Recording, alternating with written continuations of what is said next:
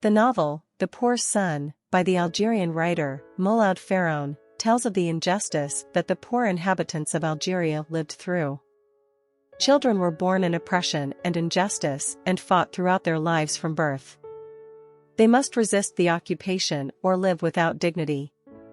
This story tells about a poor young man called Forlo, and Forlo was trying to preserve the customs and traditions that he learned from his family, but at the same time he was trying to get used to life under the rule of the French occupation. So Forlo was seeking to learn the French language so that he could complete his studies in the French school.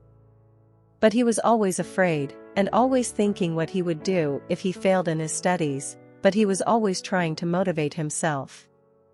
Alone, in this terrible and merciless battle, Forlo always said to himself.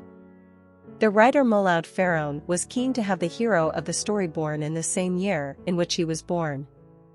In the same village where he was born and raised, little Forlo grew up and became a teacher. Forlo had 2 aunts, but one of them died while giving birth.